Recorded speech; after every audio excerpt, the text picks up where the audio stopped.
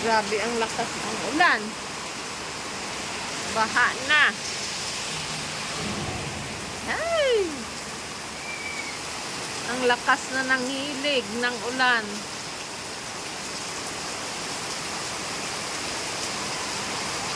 Ayun. 2 oras na nag-iinulan dito sa amin. Yan, mga bata nagsipagliguan na sa baha. Grabe ang lakas ng ulan, parang may bagyo. Yan.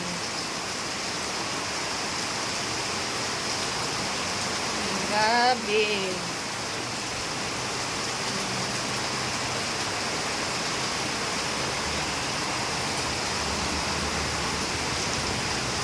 Hala. Hirapan magpatakbo ng motor.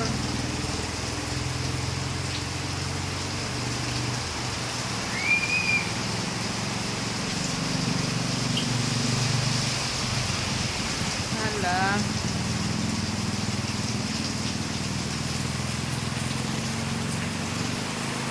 Tingnan natin sa likod ang daan ng tubig. Grabe ang tubig. Tingnan mo din. Tingnan natin sa likod. Anuhin ko. Baka kinukuha ng mga bata ang bunga ng rambutan. Baka inaano. Ay, bakit baha dito? Bakit basa dito, Joy? Ano dito? Nasaan yung mga bata? Nandyan kanina. Grabe ang baha, oh. Oh, ngabos ng tubig sa aming likod. Yan. 2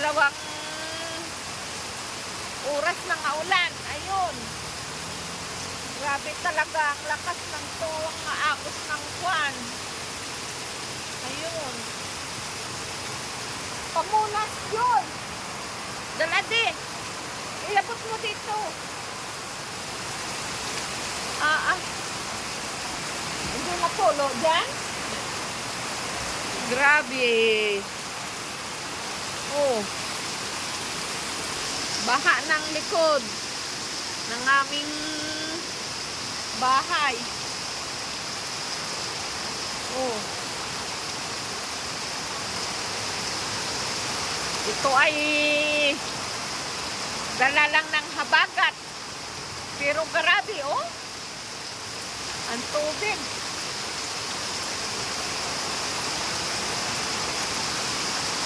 Lagos-los.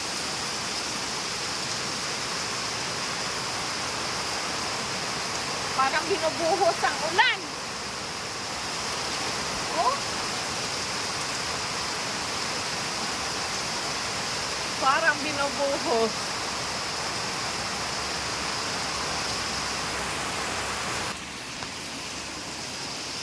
Yan. Ganito ang kwan sa likod namin pag oras ng tag-ulan. Oh. Grabe ang agos ng tubig, oh. Oh. Habagat pa lang ito, walang bagyo. Paano pa kaya kung bagyo? Oh. Ang lakas, grabe, 2 oras na. Tuloy-tuloy ang ulan. Baha na.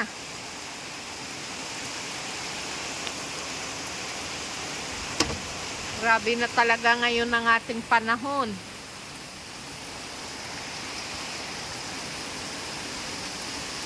Pag umulan, ulan-ulan. Gawa lang sa dalala ng habagat ito, pero oh, ang lakas ng ulan. Malakas ang agos ng tubig dyan, oh. Ayun, oh. Sa aming gilid.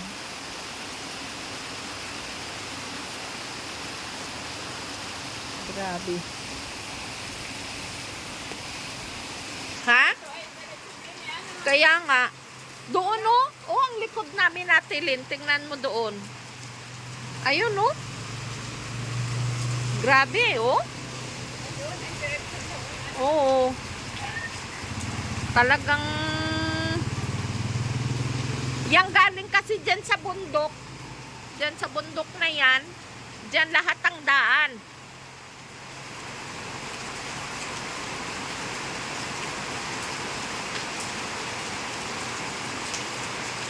Baha talaga dyan sa harap. Kayang sa malaking bahay niyan, hindi na ng tubig. Hindi, gawa nung pinadiran nga nila eh. Dyan dati baga ang daanan ng tubig galing dyan sa bundok na yan. Lagos-los yan dyan.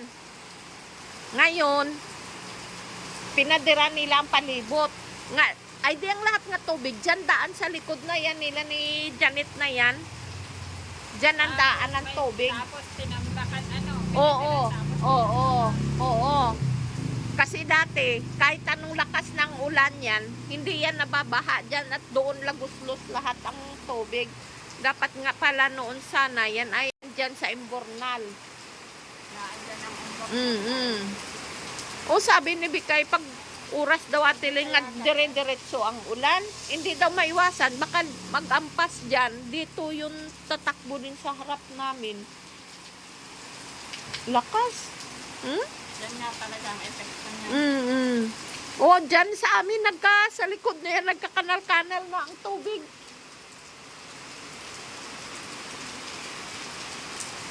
Habagat pa lang.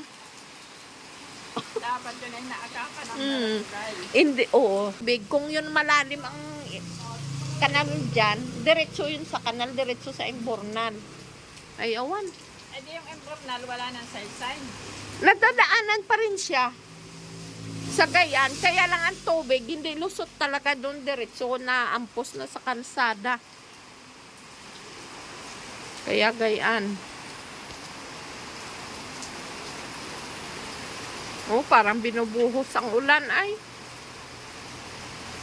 Ang problemado ito dyan eh. Oo. Ha? Oo. Dyan. Ang hukay niya puno ng tubig.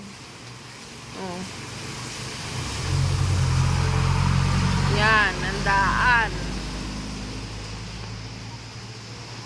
Madali din naman kumalis ang tubig. Oo. Kaya nga lang ay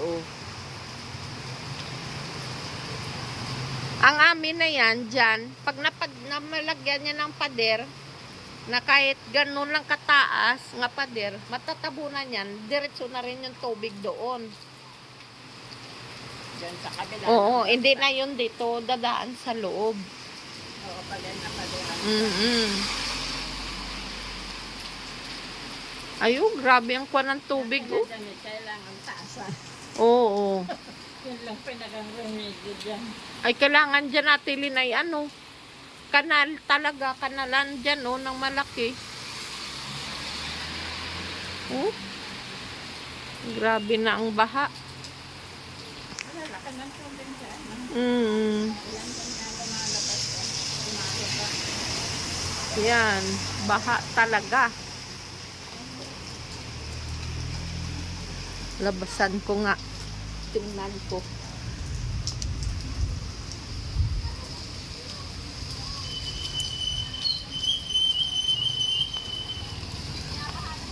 Yan, binabaha na.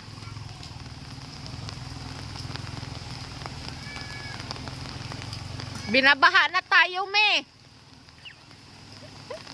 Puno ang hukay nyo. Puno ang hukay nyo ng tubig. Ala, labo.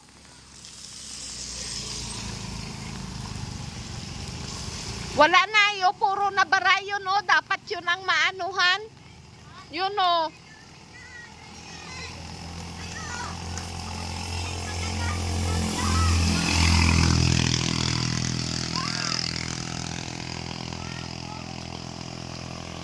Grabe ang baha.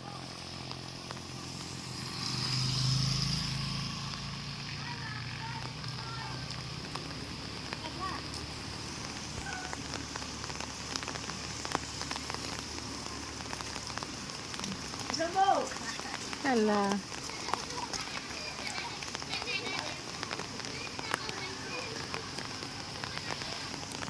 Lakas ng ulan. Baha agad. 2 oras lang mahigit. Kulang-kulang 3 oras. O, naulan pa, nadilim pa, o. Nadilim pa ang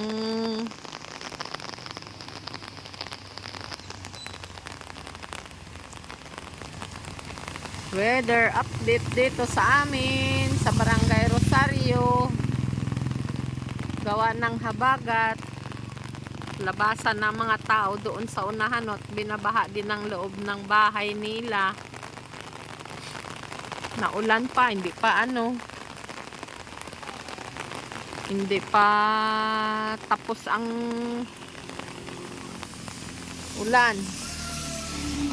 Hala! Dito sa amin. Likod. Yan. Ang lakas ng agos ng tubig. Talagang yun, oh. Daan talaga dito ang tubig sa amin. Ang lakas ng parang sapa-sapa na.